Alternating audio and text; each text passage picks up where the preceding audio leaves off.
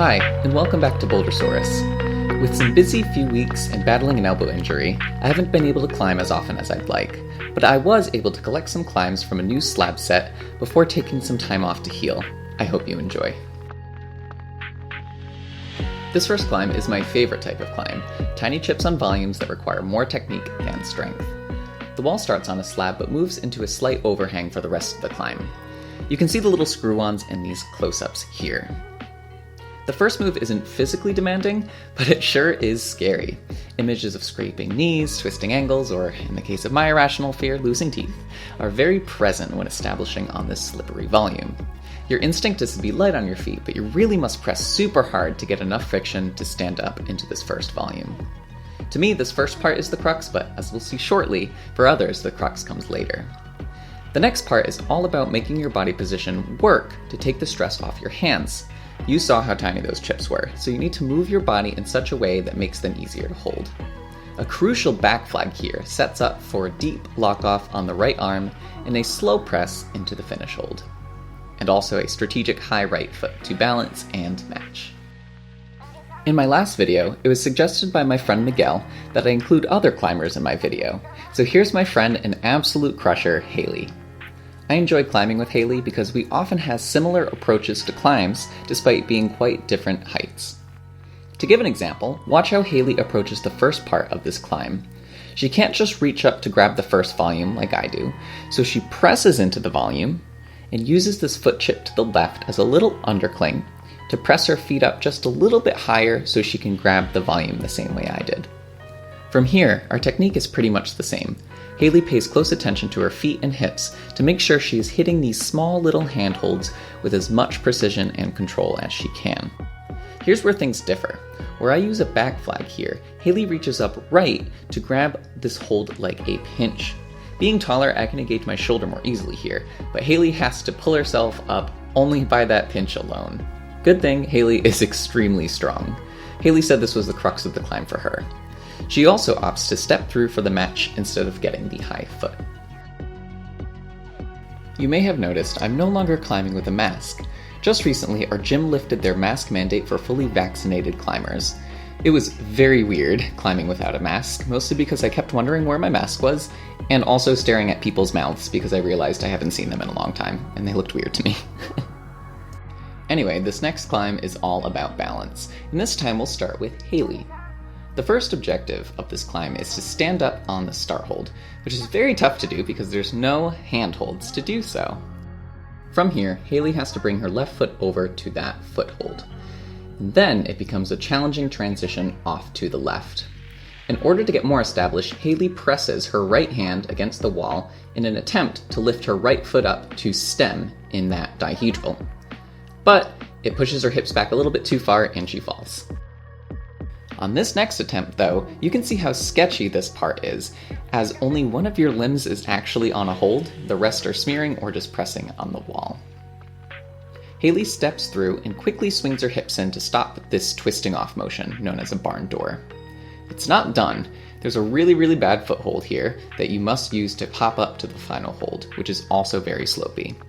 Haley somehow manages to foot swap here on these slopers without slipping. I have no idea how she did that, but it gives her more stability to go and grab and match that final hold. Maybe I should have watched Haley's beta because apparently mine didn't work out too well at the top. Here's my attempt at the boulder. I start with pretty high feet to skip some moves at the start, and I give this move a little bit of a rock up to give myself momentum to push into that corner.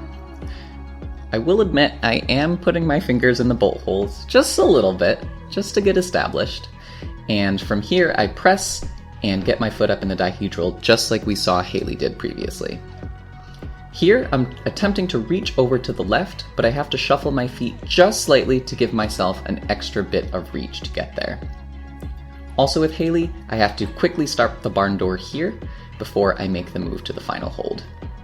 Getting my foot established, I lean down, pop up, and quickly get my foot up to avoid the barn door. I really like this problem. Oh my god! That's so bad! As you heard from Haley's review, the main difficulty in this next climb comes from just how bad the holds are. I personally love a climb like this since I can really pull hard on small, sharp holds, but despite that, this climb still challenged me mainly because it was so terrifying to climb. You can see some of the close-ups of the hand and feet, most of which are just a little jib or a shallow crimp. Unfortunately, the worst of the crimps are at the top of the climb just to enhance that sketch factor a little bit more. The start of this climb is awesome. It has high feet, fun flexibility moves, and a semi-cozy perch between these 3 volumes. It's just enough to build up your confidence until you reach the hold that Haley was talking about, right here. It's totally flat on the top, so it's hard to hold since that volume is pushing your chest and body back from the wall. Everything from here on out is sketchy, especially this pop to these 2 bad crimps up top. The hardest moves are crossing through and staying close to the wall to get to this finish hold, which thank God is in cut, because matching it is hard. I had already figured out the problem by the time I filmed myself on it, so let's look at Haley for a better representation of what all my other attempts look like. Once you get into this stable position, it's really hard to find a way out of it. As mentioned before, that crimp for the right hand is hard to just grip on, never mind pull off of, so it's really easy to get stuck in this box. Once you get that right foot up, all that stability is gone and you feel like you can't move because that volume is pushing you so far back.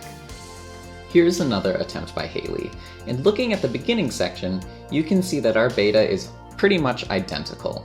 So she gets her high left foot up here, before moving up to the side pull on the volume, stepping that right foot up, and then pulling into this box. Those 2 crimps on the underside of the volume are good, which almost is a bad thing because it's so easy to just kind of stay and chill on them just because they feel so stable. So instantly, you can see Haley move her right hand away from that hold, try to go down left, try to grip the top of the volume, just looking for other options aside from moving that right foot up.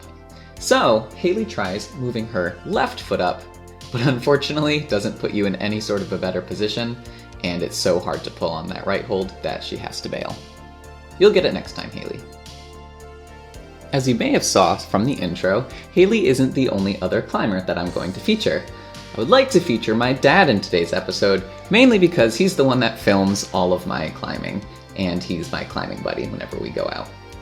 So he is on this V3 that has these dual textured crimps and kind of slopey holds, and with my dad climbing, anytime there's like a weird type of hold, he has to take a long time to get used to it. He likes it if it's just jugs that all feel the same, so this one was a good challenge for having him try a new type of hold.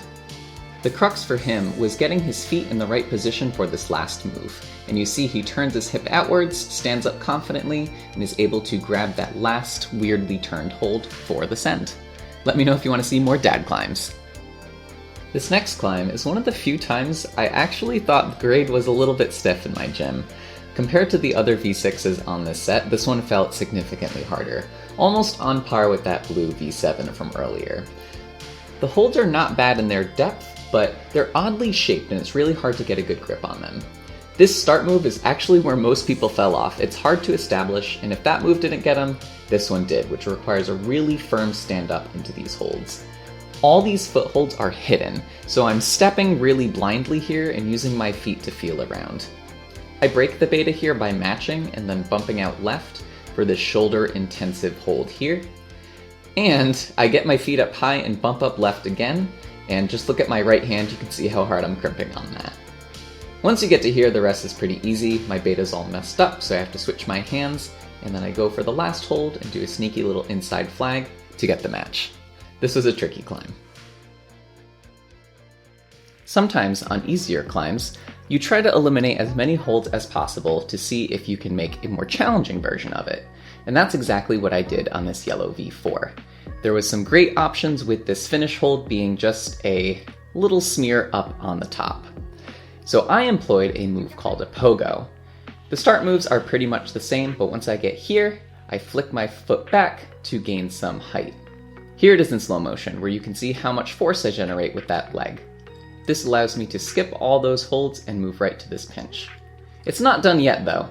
I love to mantle, which is a press-up move that you see here, and I realized that I could mantle off this foot in this pinch and go right to the finish hold.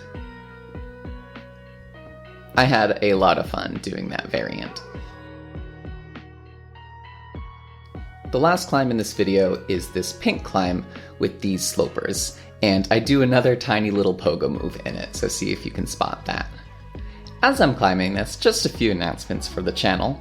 The first and most pressing is the fact that I have an elbow injury that I'm going to have to take probably a few weeks to a month to heal. So I will probably be doing a video on that and how I'm managing my injury and how I'm working through my physical therapy. Also, it's coming up on my 4-year anniversary of climbing, so during the time off I may also put together a video of how I've progressed as a climber in the last 4 years. Let me know in the comments if you liked seeing other climbers in my video, or if you have other suggestions. I've been going long enough where I think I want to mix up my routine a bit and challenge myself to make new, different sorts of videos. Thank you so much for watching, thank you to my dad and Haley for being in this video, and I hope to see you back really, really soon with a fully healed elbow. Have a good one.